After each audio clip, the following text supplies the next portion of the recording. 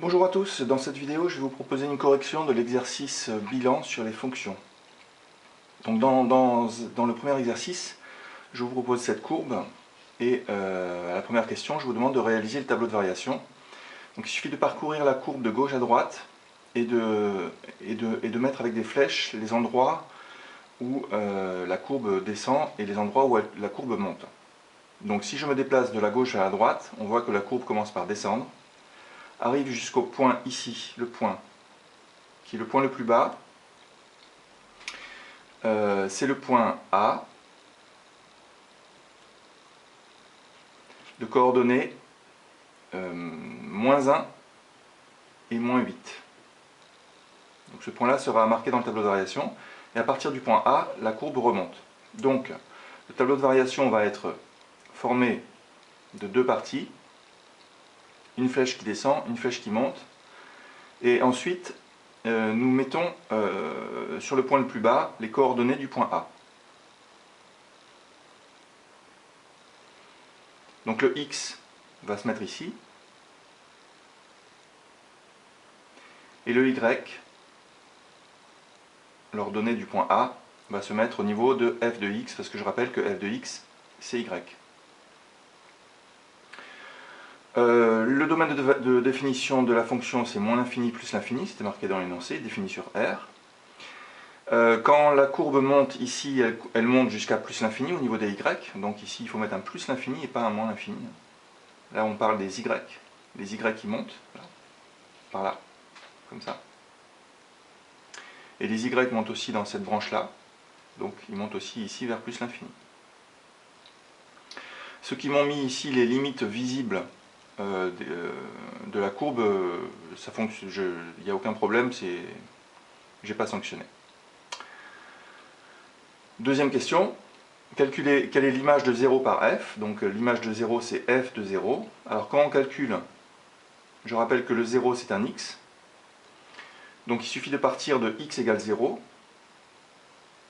de descendre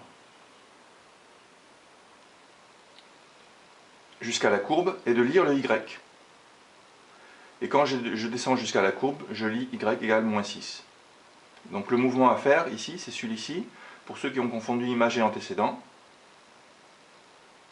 l'image de 0 c'est -6.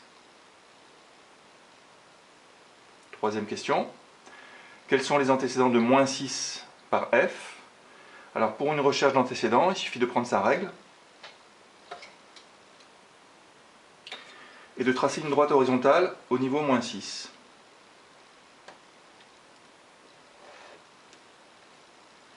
Et ensuite, je prends tous les points d'intersection entre cette droite horizontale et la courbe, et je regarde leur abscisse. Donc il y a ce fameux point dont j'ai parlé juste avant, 0, -6, et le deuxième point qui est ici, le second point, qui a une abscisse égale à -2.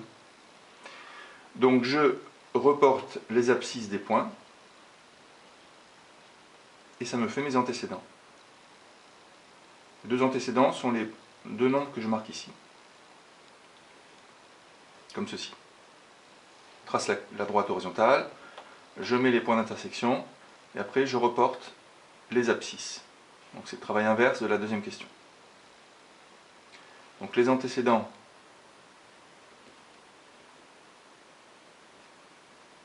de -6 sont -2 et 0. Ensuite, déterminer graphiquement l'ensemble solution de l'inéquation f de x négatif ou nul. Alors quand est-ce que la fonction f est négative ou nulle? Négative ou nulle, quand est-ce que le y, ici, est négatif ou nul? Donc quand est-ce que la courbe est en dessous de l'axe des x? Quand est-ce que le y est négatif? Sur cette portion-là. Donc je mets en couleur, en tout cas je mets en évidence, la portion de courbe qui correspond à mon problème. Négatif ou nul, ça veut dire que j'accepte que le y soit nul. Donc j'accepte le point qui est ici et le point qui est ici aussi. Donc tous les points qui sont rouges sont les points de la courbe qui vérifient f de x négatif ou nul. Et ensuite je fais je regarde quels sont les x qui correspondent au point rouge. Alors les x qui correspondent au point rouge, il faut que j'imagine la courbe qui s'écrase sur l'axe des x. Et la portion rouge sera... Là je vais mettre ça en vert. Je vérifie quand même qu'il marche le vert. Oui. Donc la portion rouge va s'écraser sur la portion verte. La portion verte, ce sera ce premier point-là. Et tous les points qui sont entre -2 et 1.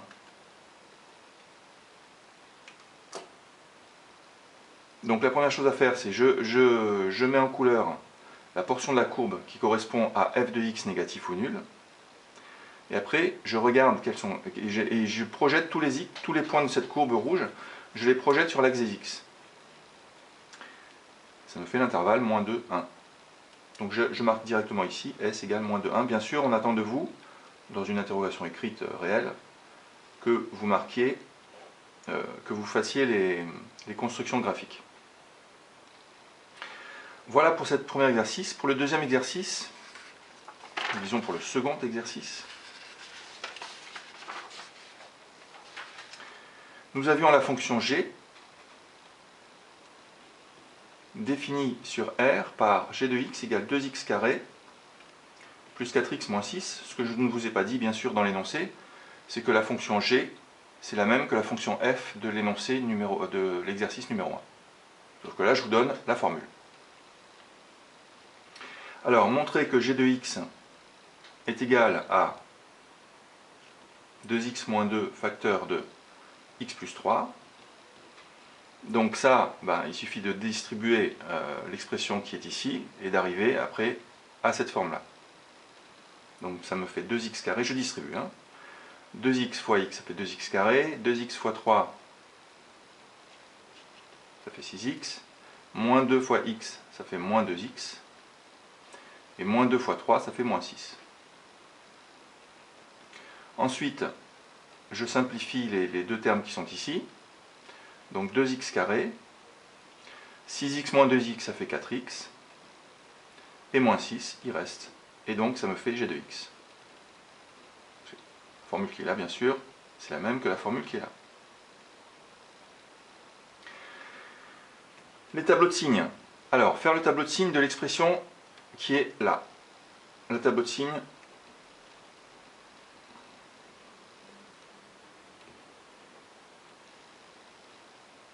de 2x moins 2 facteur de x plus 3. Alors je sais que je le fais en plusieurs étapes. Premièrement, je fais le tableau de signes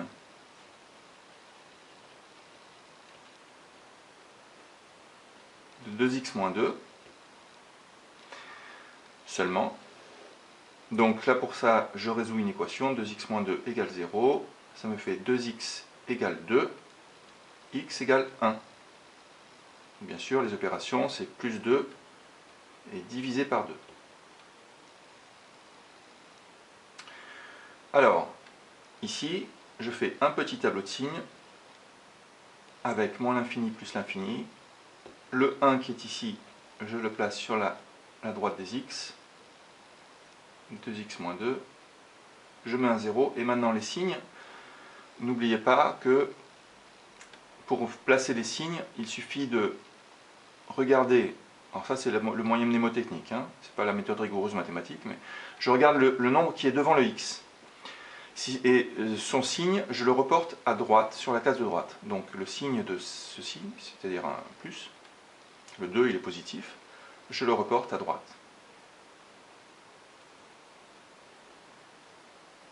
Et je mets le signe opposé ici.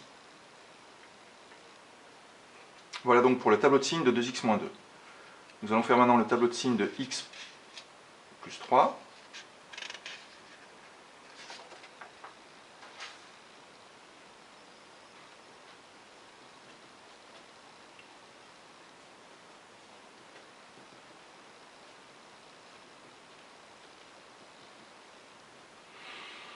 Alors le tableau de signes de x plus 3, donc je résous l'équation x plus 3 égale 0, moins 3 des deux côtés, ça fait x égale moins 3.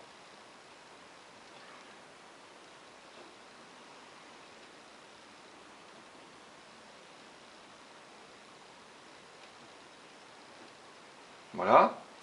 Le coefficient qui est devant le x, on ne voit rien, mais donc ça veut dire que c'est 1. 1 est positif, donc je place le signe plus à droite. Ensuite, je fais la compilation des deux tableaux de signes.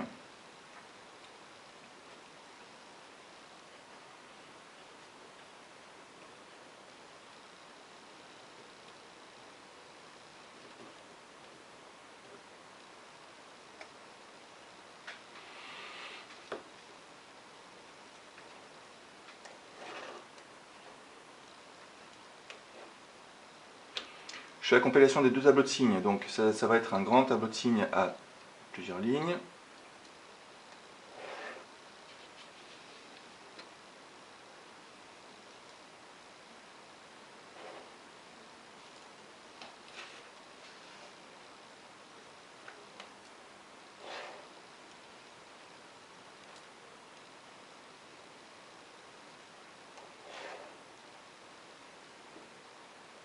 Voilà.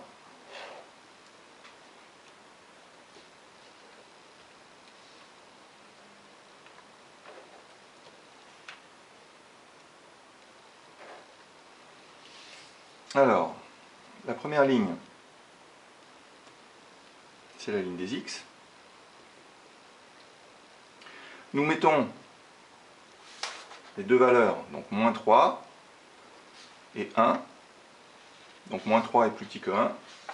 Nous mettons d'abord la valeur moins 3. Et 1. 2x moins 2, x plus 3,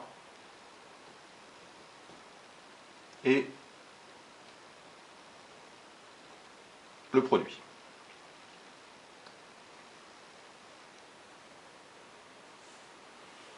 Alors nous mettons les zéros au bon endroit, donc 2x moins 2, n'oublions pas qu'il était égal à 0, pour x égale 1, et x plus 3 est égal à 0, ici c'est marqué pour x égale moins 3, voilà.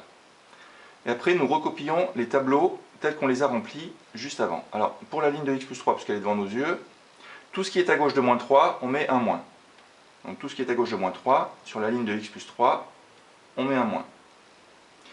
Tout ce qui est à droite de moins 3, on met un plus. Donc tout ce qui est à droite de moins 3, attention, ce sont deux cases ici. Ça correspond à la case d'ici, qui a été coupée en deux avec le 1. Donc là, on met des plus. Pour la ligne 2x moins 2, nous avions la valeur 1. Tout ce qui était à gauche, c'était moins. Tout ce qui était à droite, de 1, c'était plus. Donc ici, tout ce qui est à gauche de 1, on va mettre des moins. Donc, comme ici, la case qui est là a été coupée en deux avec le moins 3. C'est comme si on avait eu ça. On va mettre deux signes moins.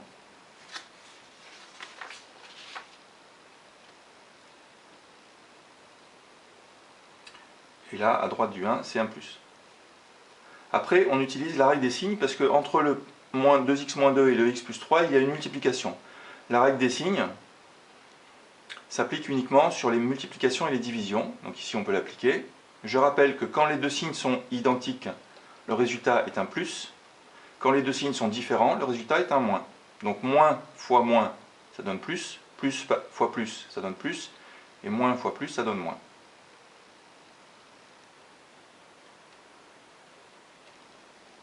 Donc rappelez-vous de la règle des signes. Quand ce sont les mêmes signes, ça fait un plus. Quand ce sont deux signes opposés, ça fait un moins. Là, je parle que quand il y a deux signes uniquement. Le 0 il descend. Voilà, donc là qu'est-ce qu'on est en train de dire? On est en train de dire que le produit il est négatif quand x est compris entre moins 3 et 1.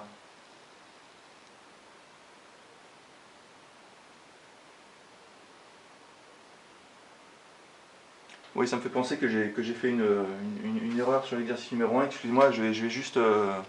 on va finir celui-ci, puis après je vais vous en parler. J'ai mal lu l'abscisse dans l'énoncé numéro 1. Donc ça veut dire que le produit est négatif quand x est compris entre moins 3 et 1. Le produit est égal à 0 quand x vaut moins 3 ou quand x vaut 1. Et le produit qui est là donne un résultat positif quand x est soit plus petit que moins 3, soit plus grand que 1, avec le plus ici. Donc ça donnera un résultat positif.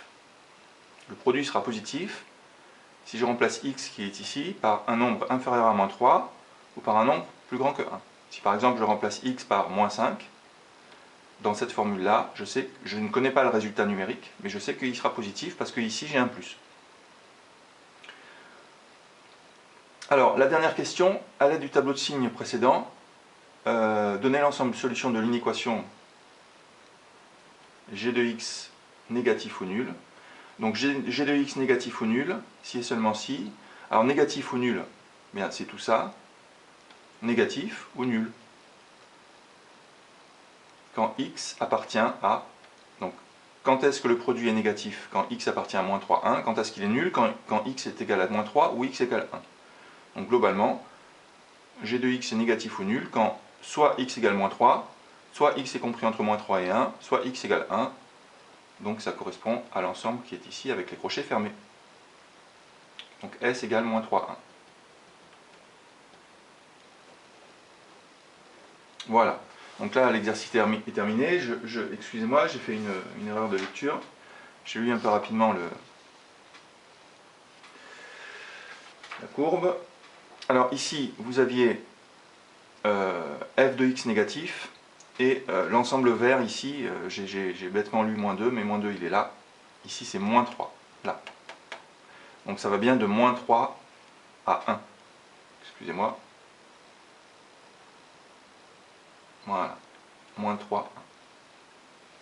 Bon, on trouve la même chose tout simplement parce que la courbe qui est ici, c'est exactement la courbe de la fonction g de l'exercice 2. Donc, il est évident que la fonction f étant égale à la fonction g, les ensembles solutions qu'on trouve graphiquement